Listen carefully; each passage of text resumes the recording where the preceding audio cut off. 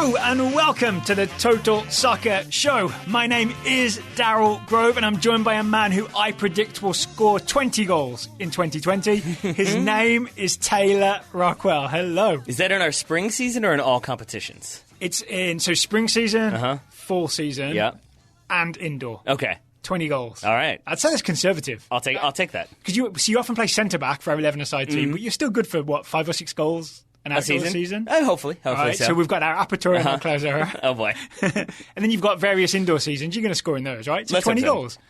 First of all, thank you for that introduction. Hi, I'm Taylor. Second of all, I promise we're not going to. I think you did. You did. I think I just didn't accept the introduction. Okay. But also, listeners, I promise we're not just going to talk about our amateur teams and the number of goals we're going to score this season. We're going to talk about a lot of interesting things on this show. We have our very specific predictions that we do for the upcoming year 2020. But first, did we say very specific when we were discussing how we were going to do this? Reasonably specific. There we go. That's what I'm looking for 2020. Thank you. So all that is to come. But as we came in to record today, US Soccer dropped the January camp men's national team roster on us. There are 25 names. Greg Berhalter has called 25 players. Yep. These players will go to Qatar, where they will train in the place where the World Cup's going to be in 2022. Yep. I like it. Then they're going to come back at the end of January and face Costa Rica at the stadium formerly known as Home Depot and StubHub, but now known as Dignity Health Stadium in Carson, California. February 1st, they'll play Costa Rica. First of all, I'm going to go out of context and clip that so it's Dale Grove saying they're going to be playing in Qatar. I like that. So then we can have it as you being on board with the Qatar World Cup bid. You are welcome to edit the show if you want. Hard pass. Yeah. Second of all, I also blame / credit folks on Twitter like Charlie Boehm and Paul Kennedy because we were in here ready to record our 2020 predictions, and then there started being tweets about people are going to be excited, there's going to be some buzz, people are going to be enthusiastic. So we waited, and I think that was the correct decision. I think that's true. Okay, for those who are confused before we do this, remember this is the January camp roster. It is why no Christian Pulisic? Exactly. There's none of the big names, mostly none of the European players are available for this. It's always a mostly domestic roster with a few surprises here and there. Right. So with that said, why no Tyler Adams? Why no Tyler Adams? Because he's resting, Taylor. There we go. He's resting. Okay, are you ready? Maybe we'll go position by position. I'll get started. The goalkeepers are Bill Hamid, Sean Johnson, JT Marcinkowski, and Matt Turner. Any big surprises there? No big surprises, but I think a consistent narrative for this roster that starts with the goalkeeper position is sort of established names, then maybe a surprise inclusion a la Bill Hamid, and then sort of a player who we would expect to be, exactly. And then, I'm not sure a la was the correct one. I should have just said Bill Hamid would be the one. And then a player who maybe is more likely to be with the U23s with the Olympic team in the form of JT Marcinkowski. And I think that is sort of this roster is some senior players, some players who are getting looks towards the senior team, and then some players who are getting looks but are also there to get experience for the Olympic qualifiers. And the good news is Bill Hamid is 9 or 10 months away from his howler that will eliminate DC United from the playoffs in 2020, right? I think it's hilarious that you think DC are going to make the playoffs, but sure. So those are your 4 goalkeepers. Your 8 defenders would be Julian Araujo of the LA Galaxy, Reggie Cannon of FC Dallas. Those are your 2 right backs. Chase Gasper of Minnesota United, Justin Glad of RSL, Aaron Long of the New York Red Bulls, Mark McKenzie of the Philadelphia Union, Sam Vines of Colorado Rapids, and Walker Zimmerman of LAFC. So that's Araujo and Cannon are your right backs. Your left backs are Gasper and Vines. Vines is sort of like a U23 Olympic eligible left back, so I think that's part of why he's on this roster, and everybody else centre backs. What are you most excited about? Everybody else center backs. I think Araujo being included. I think young players with this squad, pretty exciting. I think to see how he does with Reggie Cannon in there as well, to see how they balance those minutes, or maybe they split a game, maybe Reggie Cannon gets all the minutes, but I like both of those. And honestly, Justin Glad is surprisingly a player that I'm excited about from what we saw of him near the end of the season last year. I thought his passing was way better than I had seen previously. I thought his positioning was pretty good. Obviously, he's good in the air. So I look forward to seeing what he can do with the senior national team. And I think this really tells a story of U23. So the U23 Olympic qualifying is in late March. Araujo, Cannon, Glad, McKenzie and Vines all eligible for that team. I think that's a big story with this January roster. It's a lot of guys who are going to be getting experience here for experience down the line. I agree. This might not be the time to jump into this, so if you want to hold off, we can. But do you find it strange how, we thought that, this is a bunch of Olympic players and then some senior team, and then we looked into it more, and we're like, there's really not that many senior players missing. There's Bradley and Altidore. Yeah. Aside from that, when it comes to senior domestic-based players. That's true. This is sort of full strength minus those two names. That's true. But it's just a little strange, though, right? Because usually it's like you look at this and you're like, yeah, it's the 23. We'll augment a few from Europe, but this is primarily the squad. But it's not like Ben Sweat. Right. You know what I mean? Shots fired at Ben Sweat? Well, there's not so many sort of older MLS guys. Gotcha. It's more like if you got a choice between, say, Ben Sweat and Sam Vines, you're going Sam Vines. Mm-hmm. You know what I'm saying? So he's the representation. Yeah, there we go. You don't necessarily just dislike Ben Sweat. Not at all. Let's move. I don't even know him. Let's move to the midfield. Mm-hmm. It's quite exciting. It is. Brendan Aronson, Christian Kappes, Yep. Brian Kao, Sebastian Lletget, Paxton Pomykal, Christian Roldan, Jackson Ewell. My excitement didn't drop when I said Christian Roldan. Yeah, it was a little drop. I just said it. You just said it. Jackson Ewell being an exciting inclusion. We've enjoyed what we've seen from him at the number 6 spot. I would imagine that's why he continues to be there. No Will Trapp. No Michael Bradley. Jackson Ewell is the senior number 6 in this midfield. I feel like that is significant that Will Trapp is not included in there. Brian Kao, another one that is, I guess, unattached. Last we saw, he was with Orange County SC.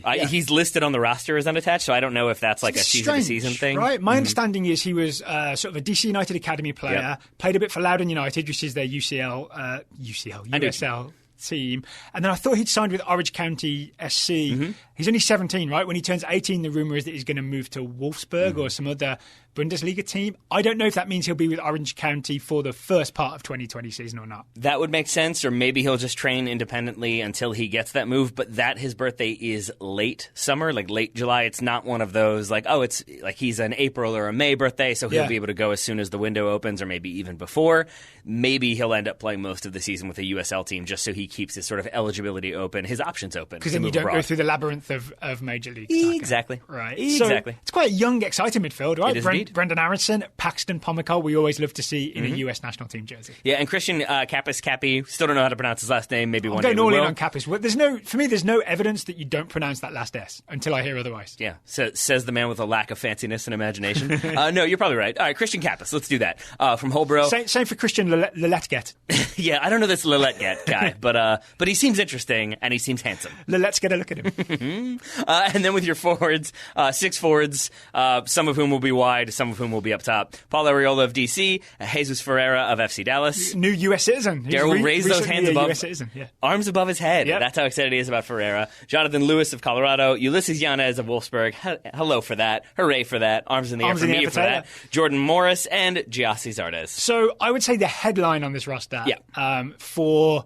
I'm going to call it US Soccer Twitter, is Ulysses Yanez. Because there's been a lot of highlights of Ulysses Yanez destroying U19 teams when he's playing for Wolfsburg U19s. And then also Ulysses Yanez's father on Twitter kind of complaining that no one from US Soccer has been in touch. Yep.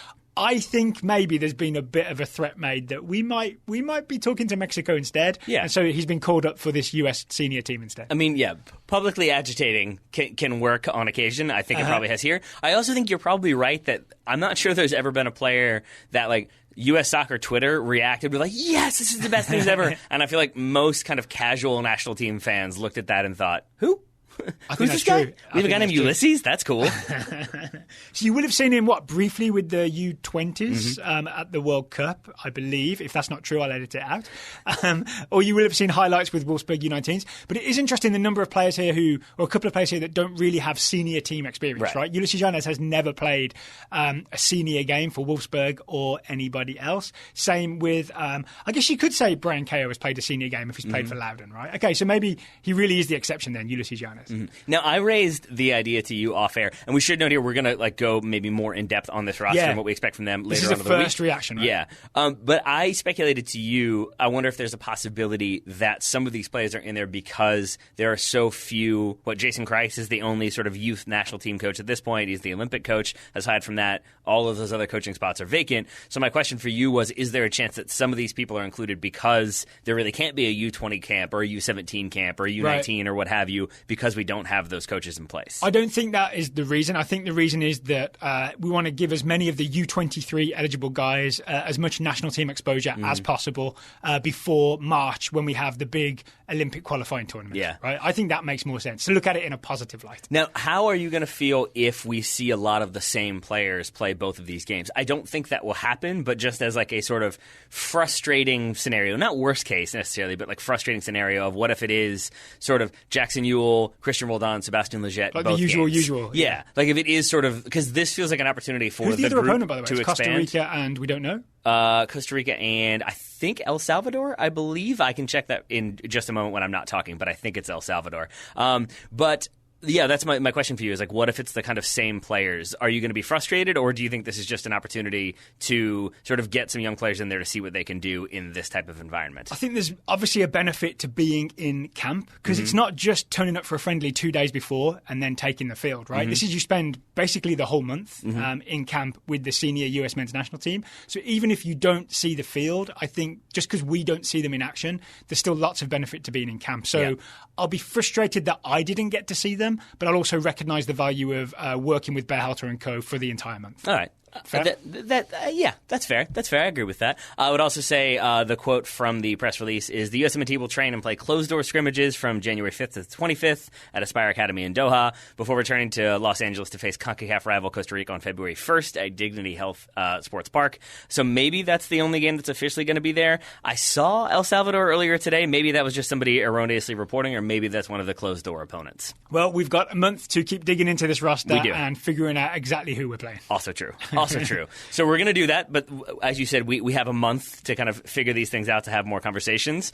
But we don't really have a month to do our New Year's sort of predictions, because we're recording this on, December 30th? Yep. New Year's Eve tomorrow, and then it's the new year. So I feel like we've got to get our specific predictions in, not necessarily very specific, but predictions in for 2020 now before we're too late. Let's get to it. Because everyone knows once you try to predict things in January 2020 on January 1st, it's too late. Well, it's already you have happened. a whole day of information then. It's not fair. It's not fair. Yeah, it's not fair. So this works as like a preview for the soccer year of 2020. And then we're also going to stick our necks out on a few things as well. Who's going to go first, me or you? Why don't you go first? Okay.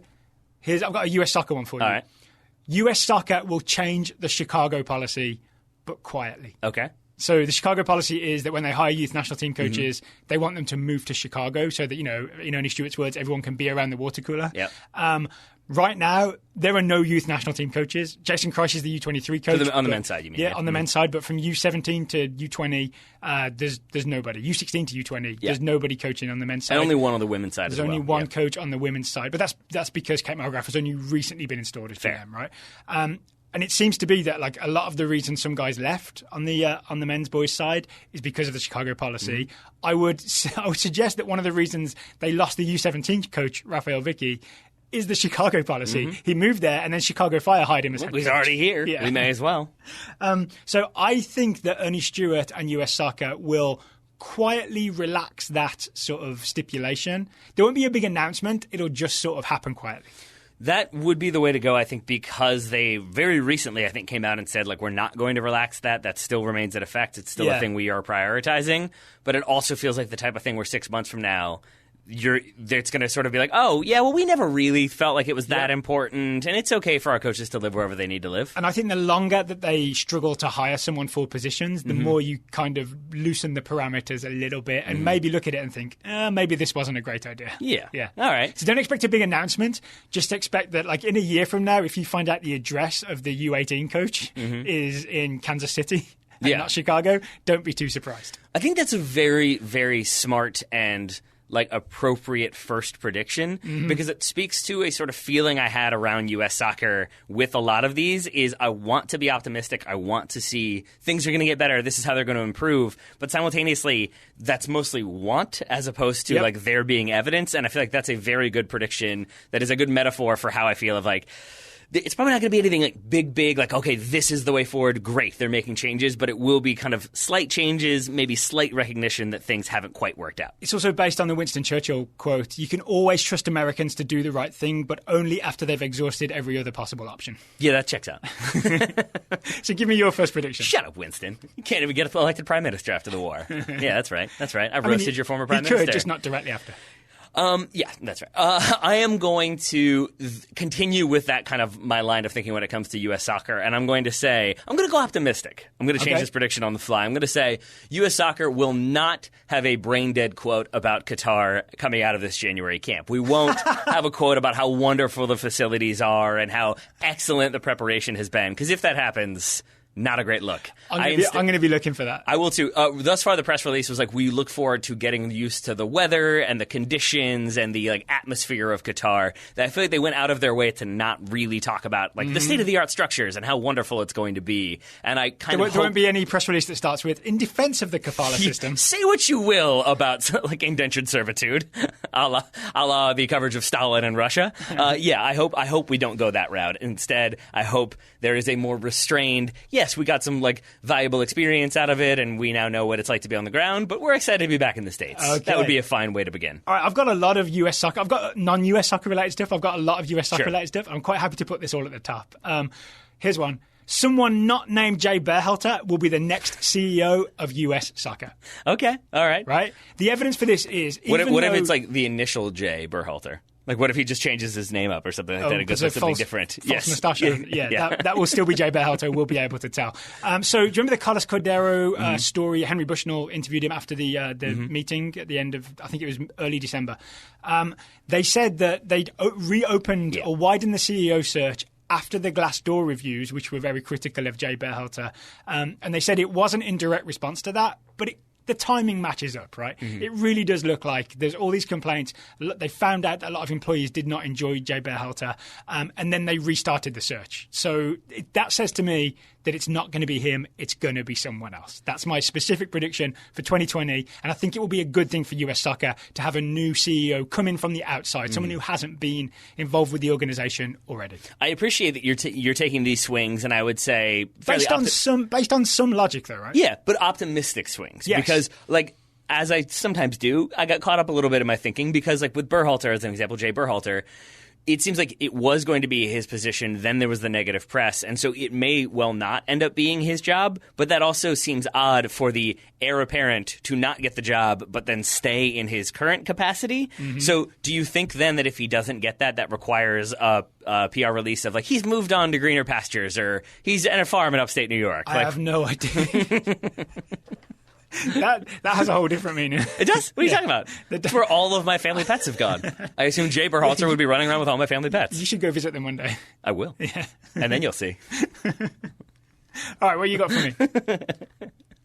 I'm going to find out a sad story about all of my childhood pets. I don't know why that's in my predictions. I'm going to say the U.S. women's national team will win the Olympics. Oh, that's interesting. Yes. I've got a competing prediction. Oh, no.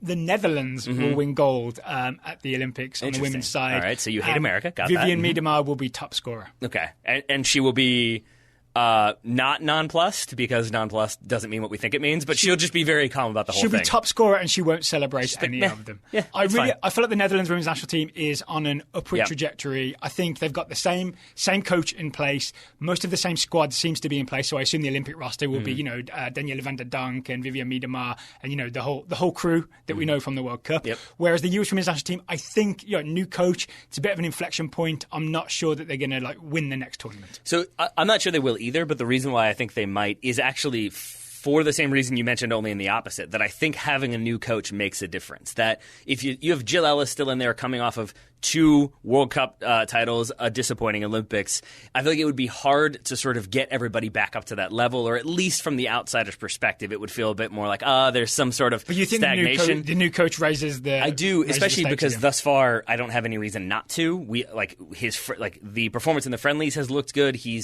seems to have known how he wants to utilize certain players in certain ways, but he's also been looking at younger players, calling new players in, getting different looks to kind of challenge the more veteran players, and I just think you're going to see a new coach means new motivation, and I think younger players coming in to challenge, even if it's a smaller squad, I think it will still be a very talented team and a very capable team. Well, I'll be supporting Great Britain anyway. Okay, another Olympic prediction for you. The US men will qualify for the Olympics for the first time since 2008. All right, I will say my prediction was the US men will fail to qualify for the Olympics, and I really hope I get this wrong. So I'm happy to be talked into your prediction. Okay, you want to hear my reasoning? Sure. I think this U23 squad is they either have a lot of professional minutes, everyone on the squad either has a lot of professional minutes, or were involved in the successful U20 World Cup run. Every player who's going to be in the squad has one or the other. That hasn't necessarily been the case in the past. And even you look at the January camp that we just talked about, how many guys from there are going to have, little experiences, touches of experience with the senior men's national team. I think it'll be the best prepared U23 team we've sent in a long time. Okay. I think a good example is our left back for the U23s is going to be either Anthony Robinson, who's playing with Wigan in the Championship and has been he played for Bolton before that, a lot of professional experience in the second tier of English football. If he's not released, then it's probably Sam Vines, who has plenty of, or at least a season or so of experience playing first-team football with the Colorado Rapids. Like in the past, it's been some college guys and this and that. Like I think it's just the most experienced, ready group of U23s we've had in a long time. I think they'll get the job done. All right. So I don't disagree with really anything that you've just said. What it comes down to for me, Daryl has gone the logical, reasoned way. I am going to go the emotional way. Where this comes from for me... This is that show, right? I'm the head and you're the heart. A little bit. And I would go with like an analogy. I promise it's not as sad as it's going to sound, but I remember I was running... Does it involve upstate New York? It does not. Okay. It involves my high school experience. So freshman year, I was like running for class president, and I remember the election was on the same day as like when we got our first report cards, and I did not do well on that first report card. And I remember having that sort of realization of like the person I was running against. I was like, I got straight A's, and I was like, there's no way that I get bad grades, and then my day turns around by being elected. He won. And so I feel like it's sort of that, whereas like when things seem to be going in a negative direction, I tend to feel like maybe that's going to continue. And here, it stands to reason that with like a lack of coaches at youth level, with things seemingly kind of stagnating with U.S. soccer, it feels like it would be strangely against the run of the current for us to qualify for the Olympics. And that really is the only reason. It's just, it feels That's like... emotional narrative there, right? Absolutely because it is. Here's my counter-argument is all the guys that have been involved in U20s and all that, they've been through a successful U20 program when Tab Ramos was the coach, when everything was in place. Like those guys have escaped that just as the ship fell apart and jumped onto the U23 ship, right? All right. So these guys are safe. So if we qualify for this one, how is it too much to ask how at risk do you think we are going forward though with this lack of... I've got another prediction for you then. Both the men's and women's U20 teams will qualify for the U20 World Cups, but it will not be pretty. Okay. So the U20 CONCACAF Championship for the women is in February. There's no coach right now. Awesome. The U20 CONCACAF Championship for the men, which, by the way, these are both the U20 World Cup qualifiers, these championships, is in June. There is no coach. Right? That is worrying because that was not the situation. Yeah, but Chicago in June is lovely, so that'll be fine. That won't be an issue. They'll just find someone on the street. Just wait till like late spring. Hey, you! I still think there's enough strength in the squads for us to qualify for these World Cups, but usually we've qualified and impressed, right? I'm not sure we will this time around because the youth coaching setup, basically they took out, especially on the men's side, they took out the old setup, which is run by Tab Ramos, and haven't replaced it with anything. TBD. So TBD, yeah. You replaced it with TBD. TBD. We'll send TBD to the championship. Yeah.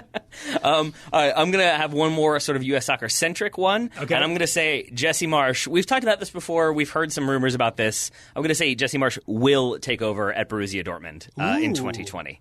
Interesting. Yes. Why Borussia Dortmund?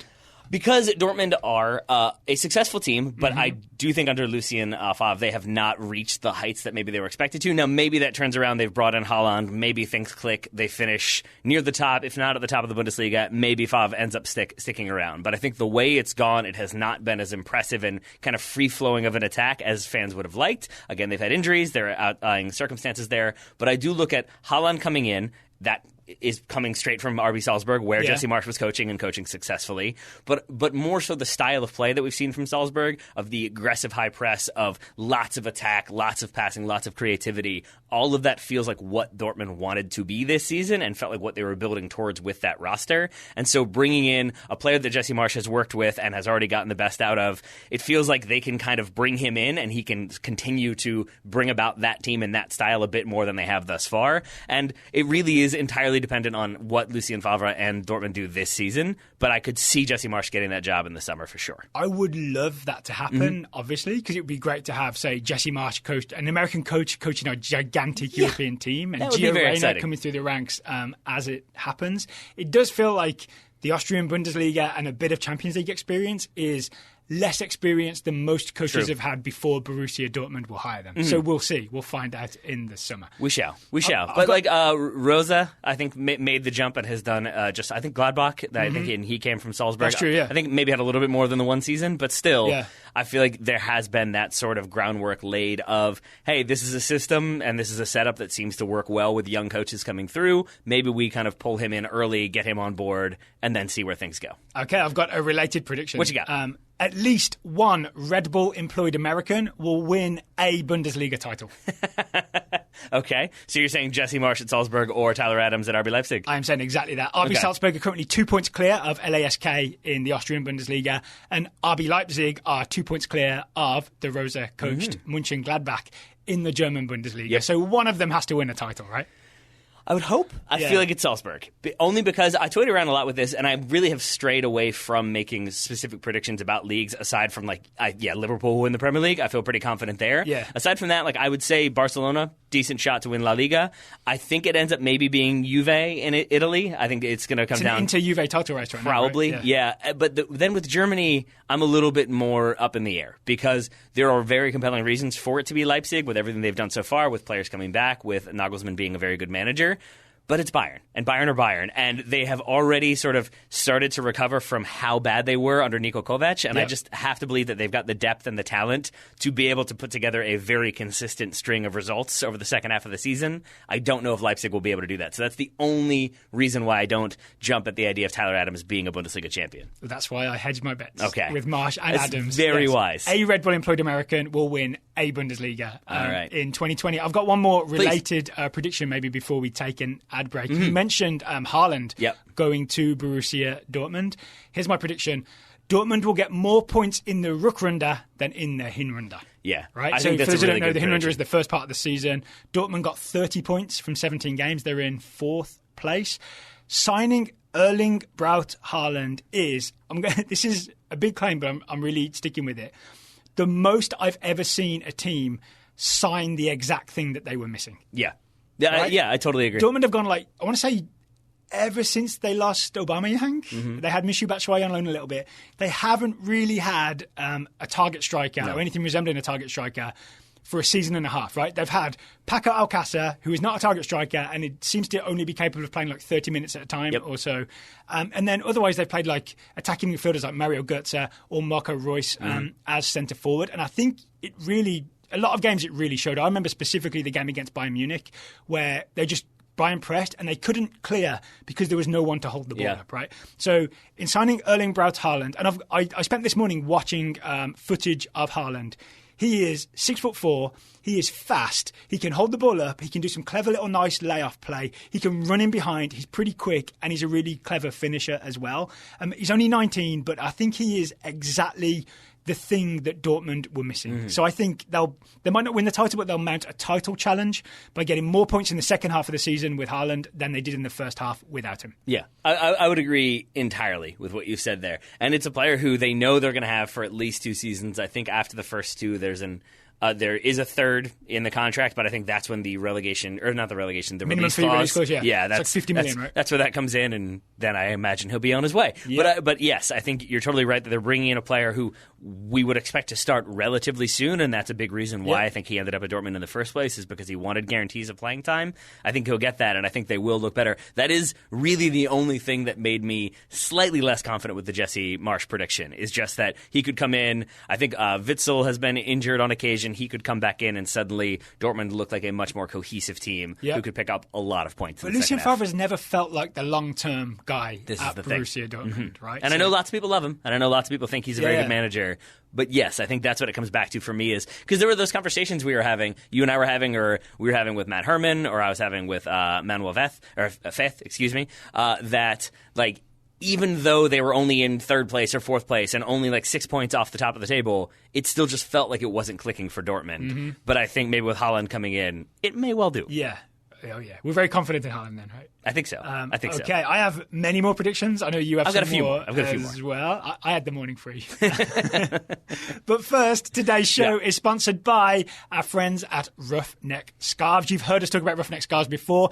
If you've always heard us talk about them, but you've never been to the website, go to the website, roughneckscarves.com. You will see all kinds of Major League Soccer scarves. You will see all kinds of national team scarves, US Women's National Team, US Men's National Team, any national team that you want, any scarf you want to support a team, roughneckscarves.com will have it for you. That's right. And if they don't have the scarf you're looking for, custom design it just yourself. Create that thing, yeah. If you cannot wait for them to, like, one day have the Haaland scarf, you can create a Dortmund Haaland scarf, and then you'll be just fine. Just black and yellow, put his face in there, you're good to go. What more do you need? Make sure you get the dot over the A, though. That's a difficult one to get. Of course. Yeah. I've had trouble searching his name sometimes. Yeah. Some places won't recognize his name. Yes. I'm looking at you particularly, Y Scout.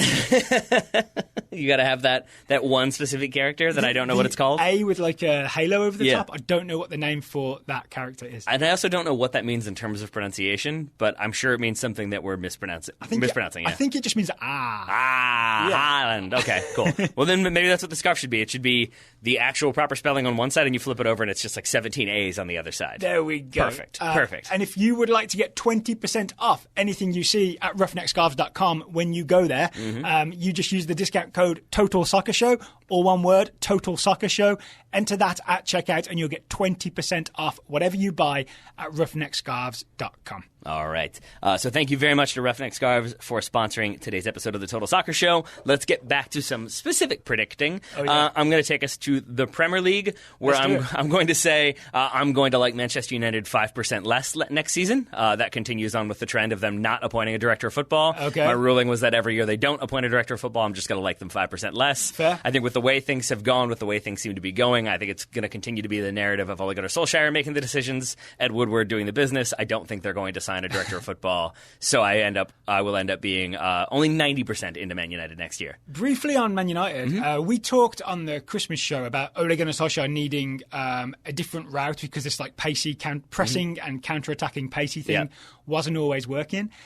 The couple of games against Newcastle and Burnley, there were some nice passing moves and some nice movement. Yep. Have Man United turned the corner a little bit in terms of breaking down defensive teams? This was the topic of conversation on the phone with about 14 different conversations this weekend. My answer to you, honestly, is like I'm not confident saying that yet because I don't think so. I'm personally starting to like Martial's link-up play. I think his movement's getting a little better and a little craftier and a little less predictable. And this is where it may be like my fan bias as opposed to just my like objective neutral observer bias. Yeah. But I still think that some of the opportunities they're getting are because of defensive mistakes from their opponent that they capitalize upon.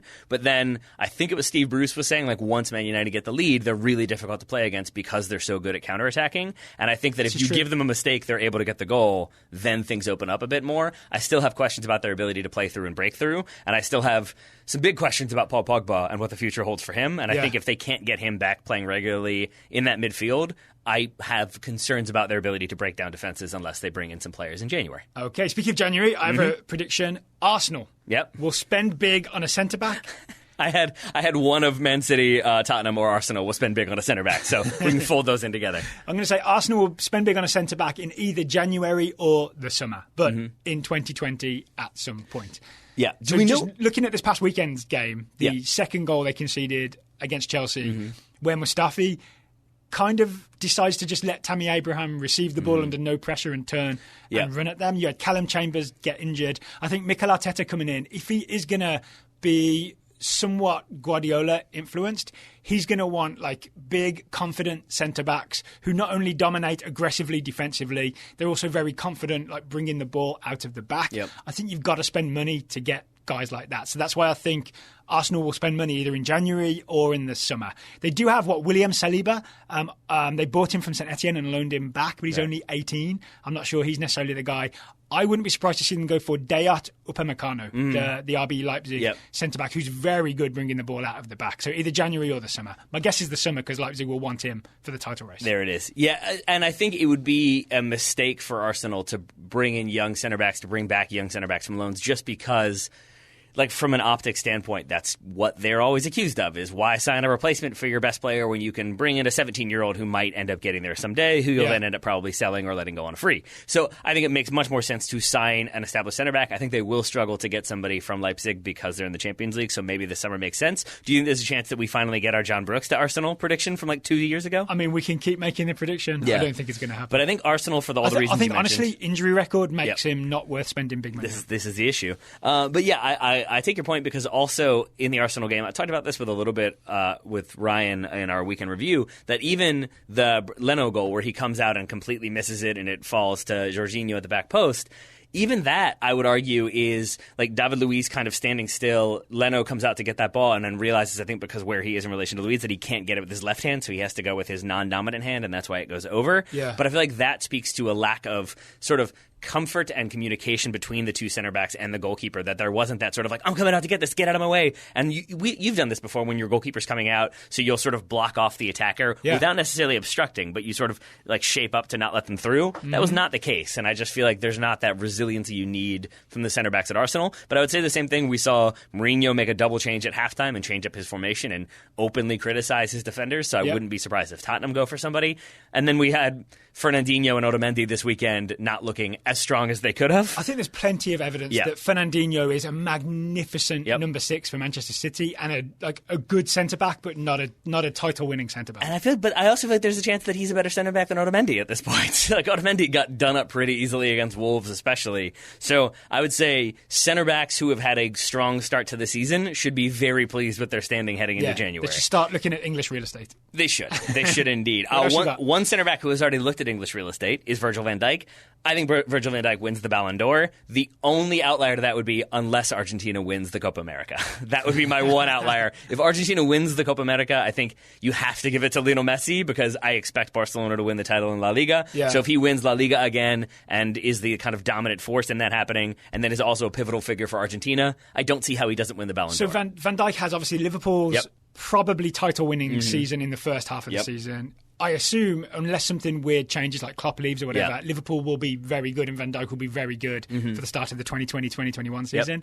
Van Dijk also has Euro 2020. That's the big one. Bang in the middle. Right? So he could put on a magnificent performance at Euro 2020 that could rival any Leo Messi Copa America performance. What if Argentina win with Messi, but like Van Dijk captains the Dutch to the Euros, and then they both continue to have strong forms for their teams?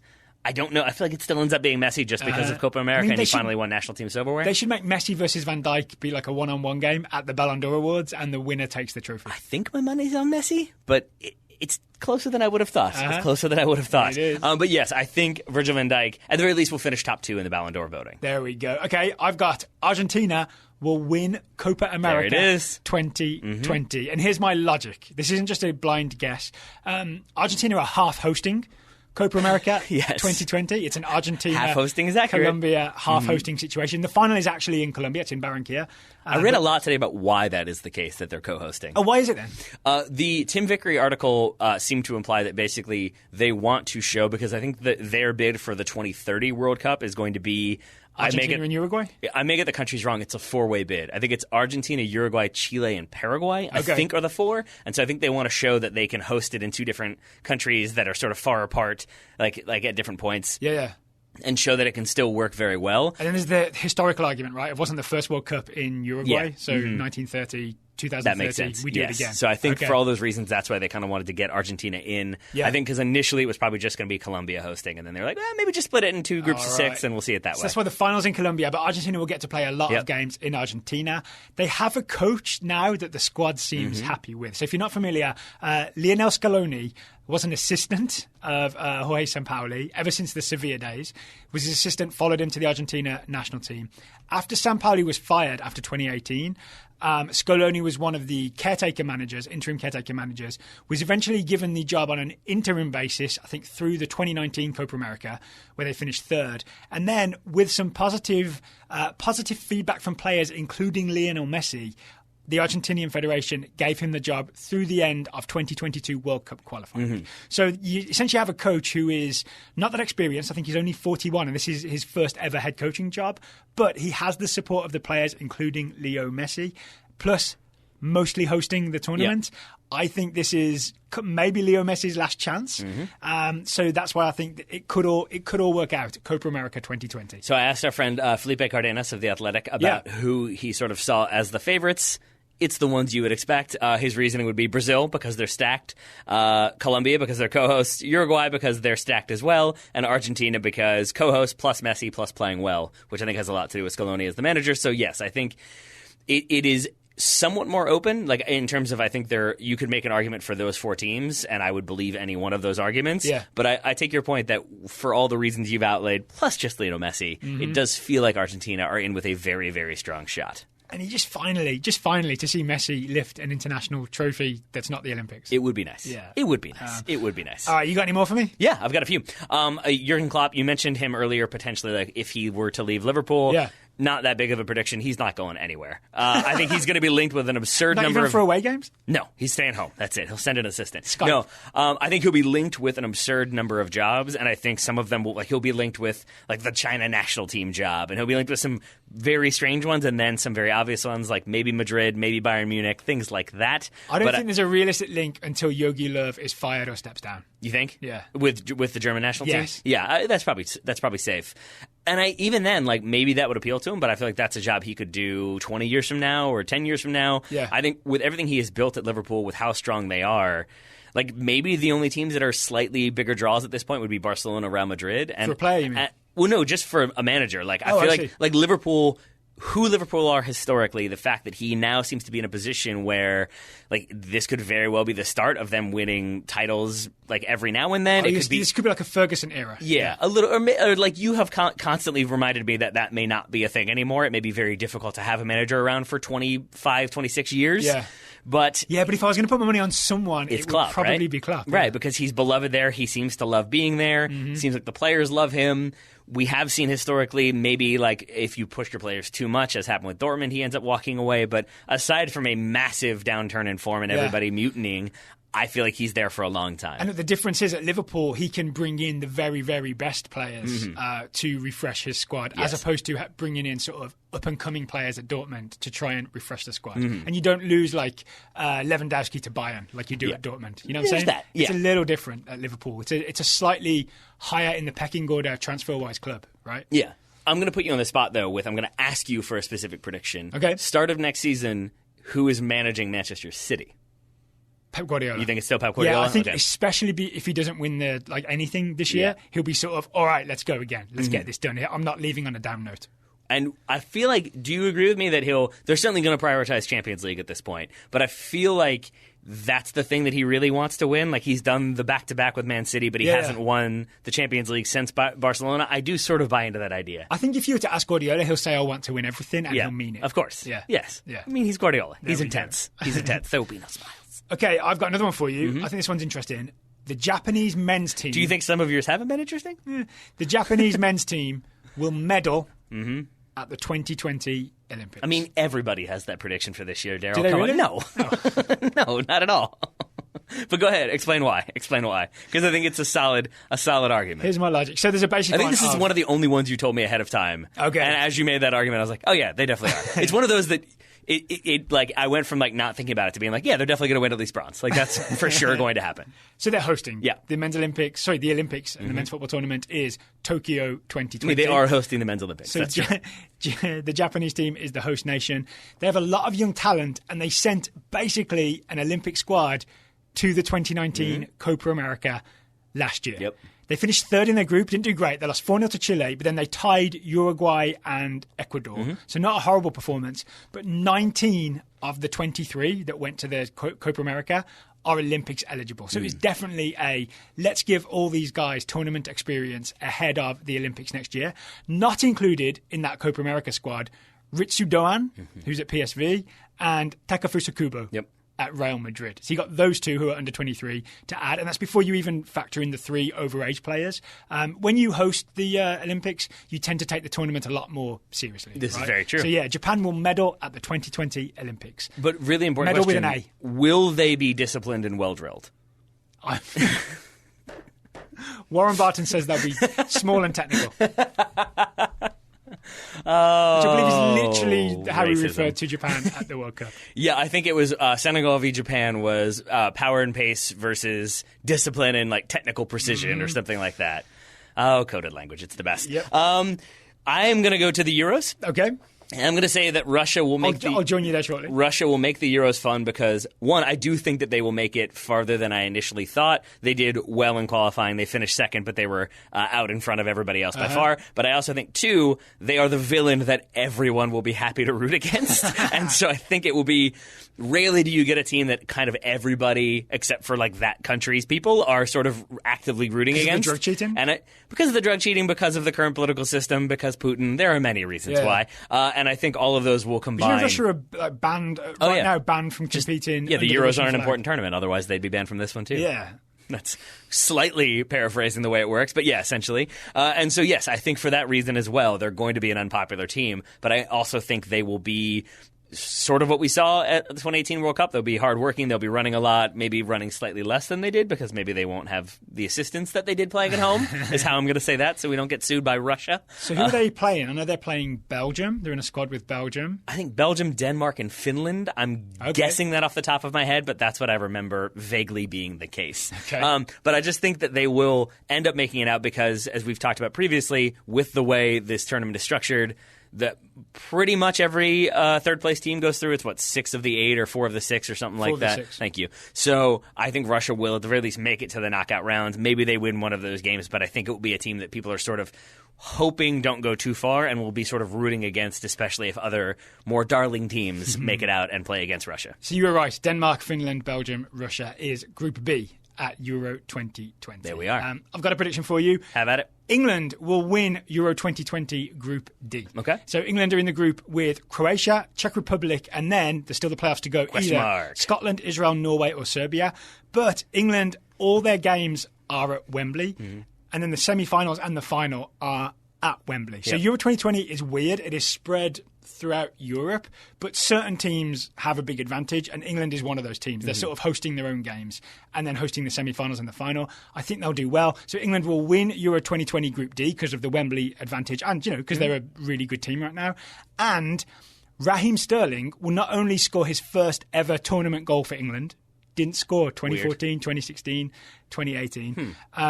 He will also be England's top scorer at Euro 2020, and maybe I'm going to go tournament top scorer. So I was thinking about that for Harry Kane again. So why have you gone Raheem Sterling over Harry Kane? Because finally, England are playing a system that plays to Raheem Sterling's strengths. If you remember at the World Cup in 2018, they played the sort of 5-3-2 or 3-5-2, and he played as like a second striker behind Harry Kane, right? Where his best position is in a front three as one of the wide attackers who can come in field like he does for Manchester City.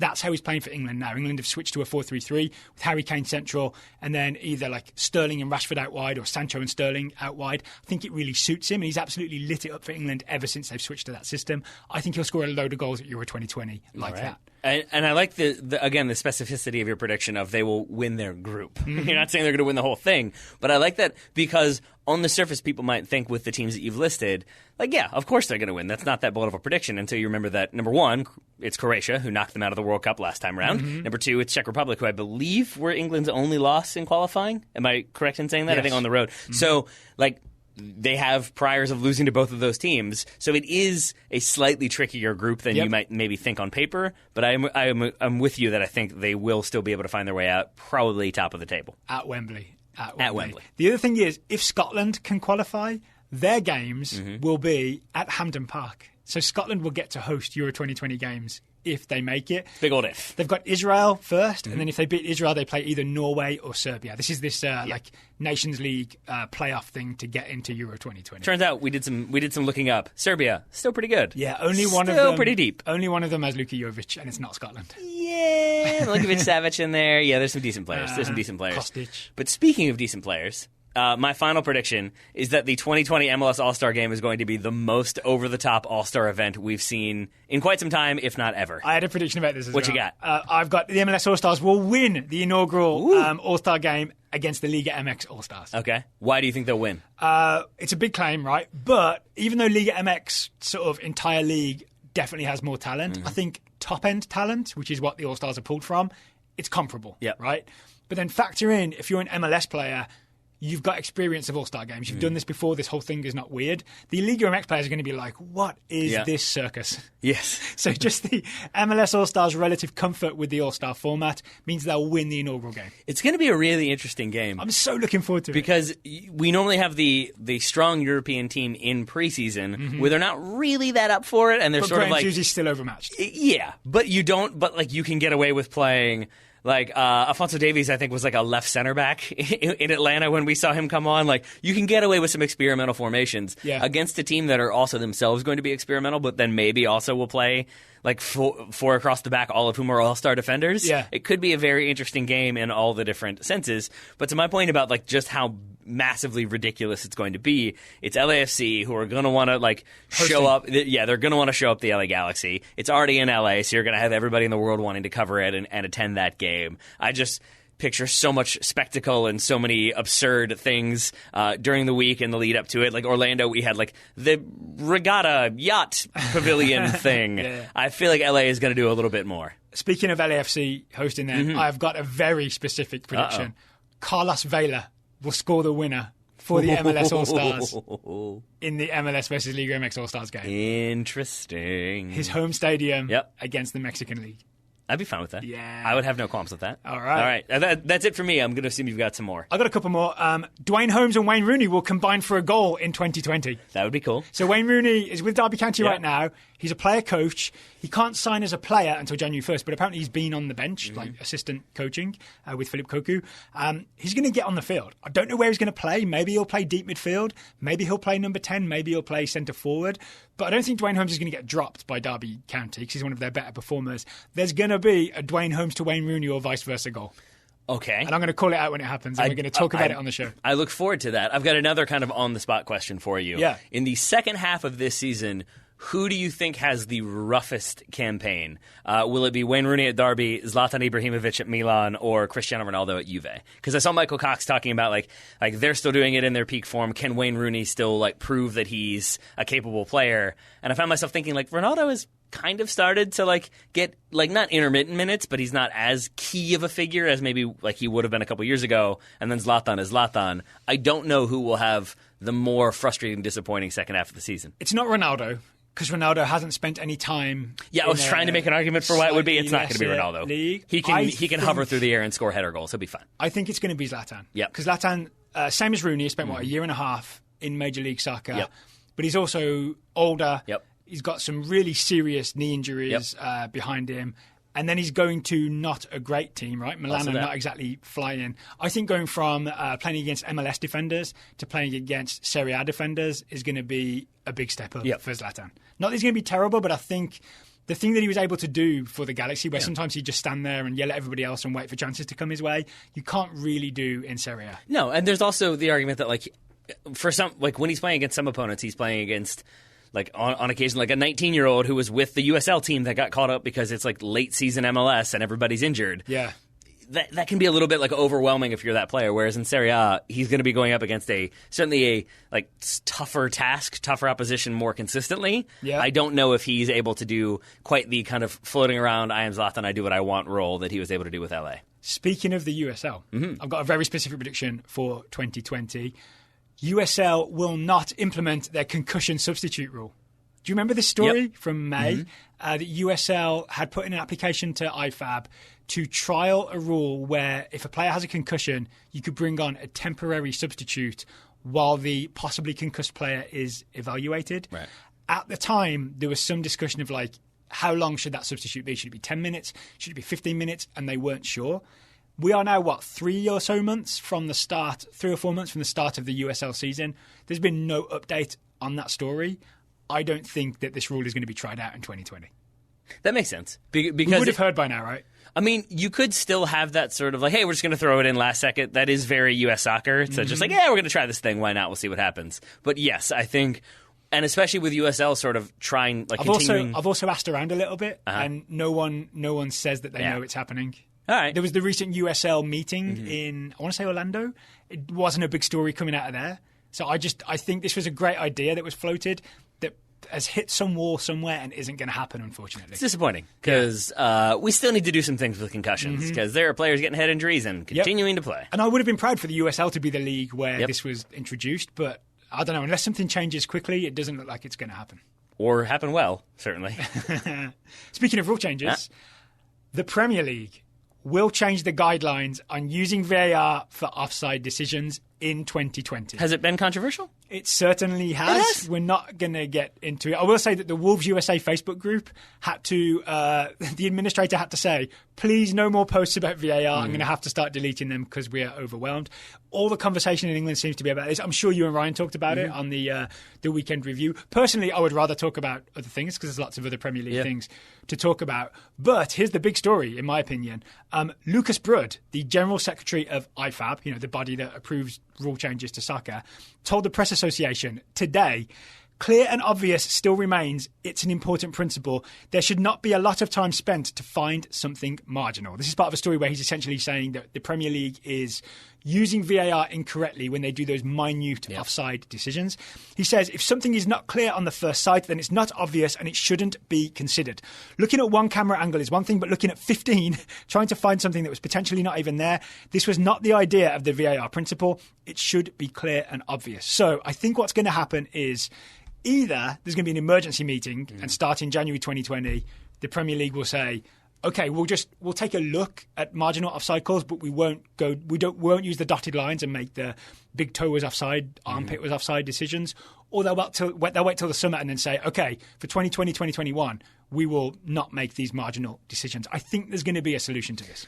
I agree. And it's going to be the solution that Lucas Brud suggests. Okay, I would like that, but I think also your point about the concussion protocol, I wish they were going to try to implement that, but I think what's happened with VAR in England is a good example of why you don't just kind of try something new without a lot of practice and without a lot of preparation. Because honestly why a league like USL gets it first. Yeah. It does feel like VAR, though, in the Premier League specifically, has been sort of a, I don't know, just review stuff if you want to. Almost that, there doesn't seem to have been a, codified set of operations that maybe, over the course of the season has been refined and figured out a bit more. But we haven't had the uniformity of the referees going to check the screen the way we've talked about that many, many times, that it just doesn't feel like that was a thing that was passed down. But then at certain times, referees have, but then they haven't. There have been rules about encroachment that have sometimes been enforced, but other times they haven't been looked at. I'm not getting into complaining about it. No. I am just predicting that they will change the guidelines for how they use it for offside in 2020. I'm not necessarily trying to complain more about it. I'm just trying to say that I feel like it feels to me a bit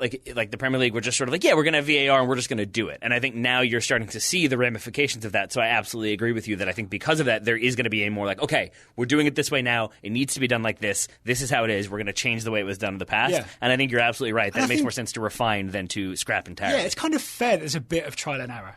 I think it's okay that they try to do a thing where they're okay, we're going to have very specific, very accurate offside decisions.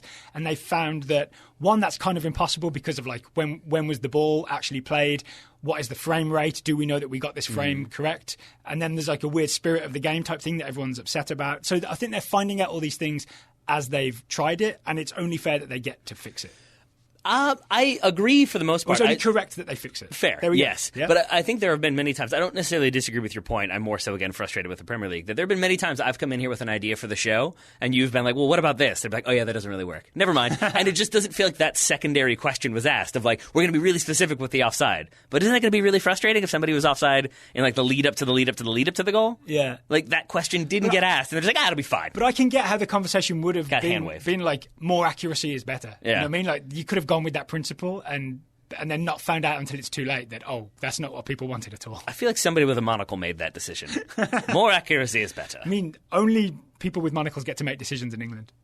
That is now the official law, right? Yeah. With the last election. That's why I have one, just in case. Just in case. Oh, it's funny and sad at the same time. Speaking of people with double-barrel names, Dominic Calvert-Lewin will get an England cap in 2020. That would be good. He has been brilliant for Everton. He seems to be Ancelotti's first choice at centre-forward. England only have so many strikers, right? It's Harry Kane, Tammy Abraham, Callum Wilson. At some point, it's got to be Dominic Calvert-Lewin. We've talked about this before. Did Jamie Vardy retire, or has he just been sort of told, hey, you might as well retire? I think it was a mutual decision with Gareth Southgate suggesting that you could take some weeks off. I anticipated getting a tweet of how are you not going to mention Jamie Vardy? Just wanted to clarify that he is not so much involved in the conversation. He is I think that's a solid shout by you. Do you think your man Connor Cody is ever going to get a look? So Southgate was specifically asked about this, and he said he's never seen Connor Cody play in a back four, only ever in a back three, which is what he does for Wolves. And it's true, right? You've never seen Connor Cody as part of a two centre-back pairing. He's always been a weird midfield sweepery, long diagonal ball-playing centre-back in the middle of a back three, and I think it's fair to not select him on that basis. Again, I agree with you, but it's also a good reminder of how important it is if you're a national team manager to have momentum behind you. Because Gareth Southgate saying that seems completely logical and understandable. If Greg Berhalter used that as a justification to not call in a very good player, I would probably lose my mind. So it's a strange world. It's a strange conundrum.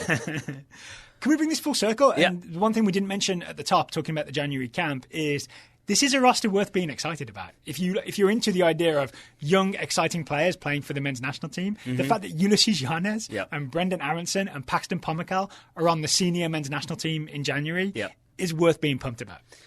Yeah, I think it is. You're not quite getting there? It's just that we have been pumped about the young players coming through since 2017, basically. Yeah. Like, it's at least 2018. Like, it's a thing that, yes, I am excited about, and it's great to see Julianez and Ferreira included in there. But simultaneously, I would be very happy to see veteran players who are consistently scoring for both club and country also being included in there. And it speaks volumes that when we went through the MLS players, it was sort of like, well, we're missing those three. And that's pretty much it. This is not that experimental of a team. Slightly disconcerting. I've got my final prediction for you. Let's have it. It's US men's national team related. I figured it would be. We're going to win the World Cup. Whoever hosts the CONCACAF Nations League final championship will win it. Okay. We don't know yet who's hosting it. I think either the US will host it or Mexico will host it. Whichever one of them is chosen as host will win the championship in June. You're going to feel very foolish when this tournament is hosted in Qatar, like all tournaments now have to be. So it's US versus Honduras, Mexico versus Costa Rica. Those are the semi-finals. This all happens in June. The winners obviously play each other in the CONCACAF Nations League final. It's going to all be hosted in one country. That's what happened with the UEFA one, right? It was all in Switzerland in the end, or maybe Portugal. It was one of those. So yeah, whoever hosts it. If US hosts it, I think we'll win it. If Mexico hosts it, I think they'll win it. All right. That definitely checks out on the Mexico side, for sure. We'll see what happens with the rest of it, yeah. But it's not a prediction, it's just a hope. I really am ready for the U.S. to look like a consistently good team, put together some performances, start World Cup qualifying well, and have us all sort of feeling better by the end of 2020 than we do right now at the end of 2019. It's worth noting for people, so what, we have the January friendlies or January-February friendlies, then we have March, we have friendlies away in Europe, which would be kind of interesting. I think we're playing the Dutch, I believe, in there. Yes, we are. Then June, we have the CONCACAF Nations League Championship final, which will be at least interesting and exciting. Then September, World Cup qualifying starts. Straight to the Hex in September, October, November. It's a big year for the US men's national team. And it's everybody home and away, right? Just 10 games, that's World Cup qualifying, basically? World Cup qualifying. Here we go. But there's not any of the weird early rounds where we play St. Kitts and Nevis. There's like straight to the Hex, starting in September. Top three go, and then we got the playoffs still? Yep, that's the way it works. Let's avoid that playoff. But let's also avoid not being in the top three. We avoided the playoff last time. Not the way we were hoping for. Anything else to add, Taylor, with your 2020 predictions? No, I'm just sad now. All right. So go home, stay I'm fit, not. Score your 20 goals in 2020. I should do my best. Yeah. Oh, I've got a prediction. Darryl Grove will play competitive football again in 2020. I would very much like for that to be the case. Amateur competitive football. A key distinction there. Just going to throw you to the Wolves. Literally, you're starting for Wolves in the Europa League qualifier this summer. Hey, if Conor Cody's busy, then yeah. If he's got the England call-up and Wolves have a game, maybe I'll be straight in there. I don't know. Maybe you should go to England first. I mean, I've seen you play in a back four, is all I'm saying. You see me playing a back three. Yeah, but successfully and unsuccessfully. Don't tell Southgate that. Just say you play in a back four. You'll get in there. Oh, bonus prediction. Owen Otasori will make his Wolves debut in 2020. That's what we've all been waiting for. He's a US under 18. Yep. He could be a US under 20 defender / midfielder. He's been on the Wolves bench multiple times, but hasn't quite made it onto the field yet. And when he makes the US national team in next January, am I going to be excited about him again too? Yes. Okay. I think you are. All right, Taylor Rockwell, thank you for taking the time to talk to me today. Right back at you, buddy. Come on, Jesse Marsh at Dortmund. Listeners, thank you for listening. Have a happy new year, and we'll talk to you again in 2020.